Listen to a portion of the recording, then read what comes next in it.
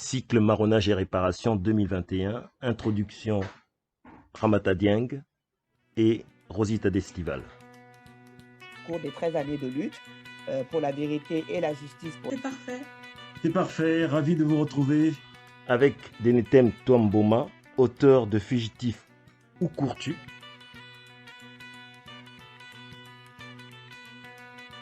Et Louis Salamolins, auteur de Le Code Noir ou Le Calvaire de Canaan. Alors il faut savoir que d'ailleurs, lorsque les gouverneurs ont été chargés de lire les décrets d'abolition, ils ont tous conclu, c'était ordre de la République de l'époque, ils ont tous conclu, dorénavant, il n'existe plus d'esclaves, nous sommes tous frères et on oublie tout.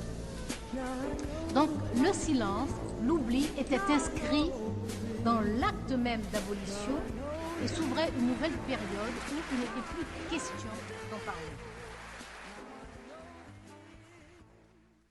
Les choses commencent à percer au niveau scolaire, mais nous sommes loin des comptes.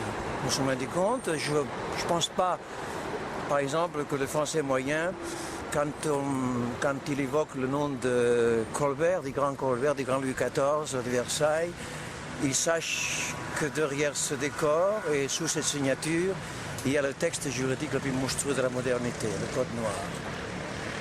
Mais ça viendra, c'est une question de génération. Je serai mort, vous serez vieux, et puis petit à petit ça avancera. C'est tout de même le code qui a régi cette calamité, qui a régi cette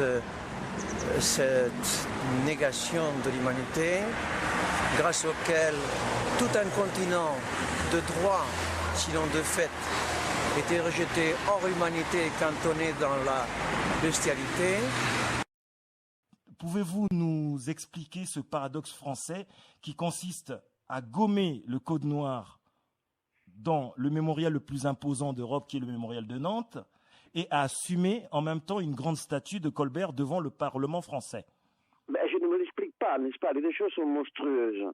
Que Colbert soit préside à l'Assemblée, préside à tant de rues, de places, de squares, et surtout, notamment, c'est un peu plus scandaleux, de lycées et de collèges en France, c'est absolument aberrant. Parce qu'on nous montre donc le Colbert du colbertisme, si j'ose dire, le Colbert de la structuration en ligne d'État de tout ce que l'État doit faire, et puis par ailleurs, on gomme complètement le Colbert qui promeut et légalise et légitime et fait édicter par le roi le Code Noir. On nous dit tout le temps que le Code Noir a quelque chose de positif, qu'en fait il instaure un lien entre le roi et le maître d'une part, l'esclave d'autre part. Mais quand on lit le Code Noir, on se rend compte que franchement, en tant que lien, lorsqu'on déclare l'esclave être meuble et par conséquent être monnayable, lorsque l'on observe tranquillement que l'on peut naître esclave dans un pays dominé par la France, qu'un droit en terre française puisse dire tu naîtras esclave parce que ta mère est esclave, c'est absolument colossal. Je comprends trop bien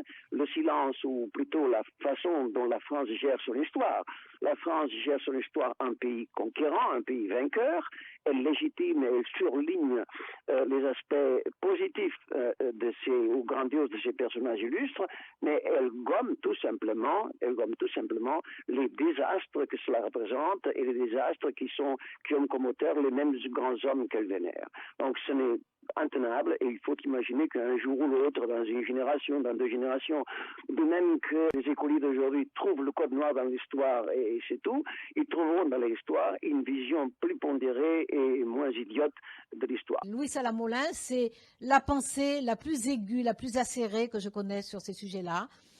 C'est l'exigence la plus absolue que je connaisse sur ces sujets-là. C'est la générosité la plus totale et la plus grandiose que je connaisse sur ces sujets-là. Cycle marronnage et réparation 2021, introduction Ramata Dieng et Rosita d'Estival.